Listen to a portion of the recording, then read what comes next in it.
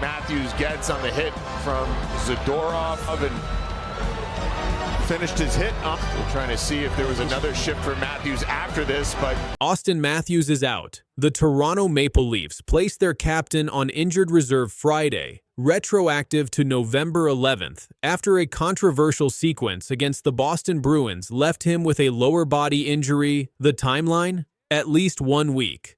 But here's where this gets complicated. Head coach Craig Berube admitted he's not even sure which hit actually caused the damage. Matthews exited Tuesday night's 5-3 loss after just 10 minutes and 51 seconds of ice time. The Leafs are now on a 3-game losing streak, sitting 15th in the Eastern Conference with an 8-2 record, and they're losing their captain during the most critical stretch of their season. It all unfolded midway through the second period. Bruins defenseman Nikita Zadorov caught Matthews with a hit from behind. Driving him into the boards at the 8:30 mark, Matthews went down hard. No penalty was called, but Matthews didn't just skate away. He got up and immediately threw a retaliatory hit right back at Zadorov. And that's where things get interesting. Video analysis from fans shows Matthews' leg awkwardly striking Zadorov during the counter hit, causing Matthews himself to wobble before hitting the ice. 30 seconds later, he left the bench and never returned. Berube's post-game comments raised eyebrows. He couldn't pinpoint the exact moment of injury. The coach did make one thing clear about Zadorov's initial contact. He didn't like it. He called it a penalty that should have been assessed, noting Matthews was in a vulnerable position against the boards. Zadorov defended his play after the game, insisting it was clean shoulder contact with no intent to injure. He pointed out that 99% of his hits come with his right shoulder and emphasized he's just doing his job playing hard against top players.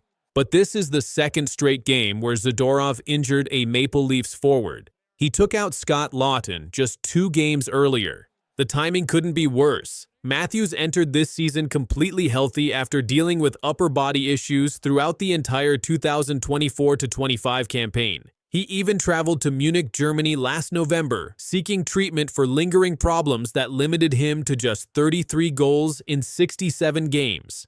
This season looked different. Through 17 games, Matthews posted 9 goals and 14 points while averaging a career-high 21 minutes and 54 seconds per game. He was finally back to full strength, back to being the dominant two-way center Toronto needs. Now that momentum is gone. The injury designation, lower body, lines up perfectly with the awkward way his leg struck Zadorov during that retaliation attempt. Multiple angles show Matthews getting up slowly, clearly in discomfort, before heading straight to the locker room during the next TV timeout.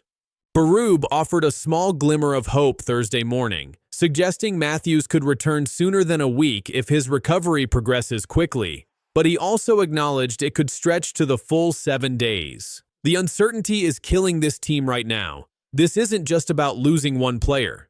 Toronto's entire season is unraveling. They've allowed 15 goals across their last 3 losses. The defensive structure has completely collapsed. They rank last in the NHL in goals against with 69, despite sitting third in goals scored with 65. They can't stop anyone. And the injury list keeps growing. Anthony Stolarz left the same game with an upper body issue after allowing 3 goals on 11 shots in the first period. Scott Laughton remains out from Zadorov's previous hit. Chris Tanev was already sidelined. Now Matthews joins them. John Tavares stepped into Matthews' spot on the top line with Matthew Knies and William Nylander for Thursday's overtime loss to Los Angeles. Tavares responded with 2 goals in nearly 22 minutes of ice time, but it wasn't enough. Max Domi took over Matthews' role on the top power play unit alongside Tavares, Knies, Nylander, and Oliver Ekman-Larsson. The Leafs have proven they can win without Matthews before. They're 45-24, and 3 all-time when he's out of the lineup, including 10-5-0 last season. But this year feels different. The defensive breakdowns are systematic, the goaltending has been shaky, and the confidence is clearly fractured. Here's what makes this situation even more precarious. Toronto already traded their first-round pick to Boston at last year's deadline.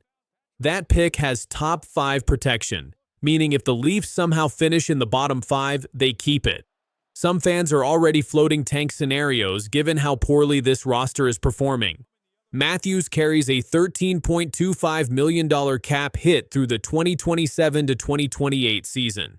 He's supposed to be the franchise cornerstone, the captain who leads them past the first-round heartbreak. Instead, he's watching from the press box while his team spirals. Former Leafs enforcer Jay Rosehill captured the fan frustration perfectly, comparing this group unfavorably to the Toronto Blue Jays' recent success. The Leafs lack that blue-collar mentality, that relentless will to win that defined other Toronto sports teams.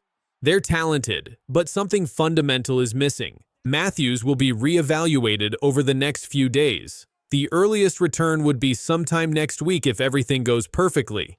But perfectly hasn't described anything about Toronto's season so far. They need their captain back, not just for the goals and assists, but for the leadership and accountability. Without Matthews anchoring the lineup, the defensive lapses are magnified, the offensive pressure drops, and the losing continues. This injury could define Toronto's entire season.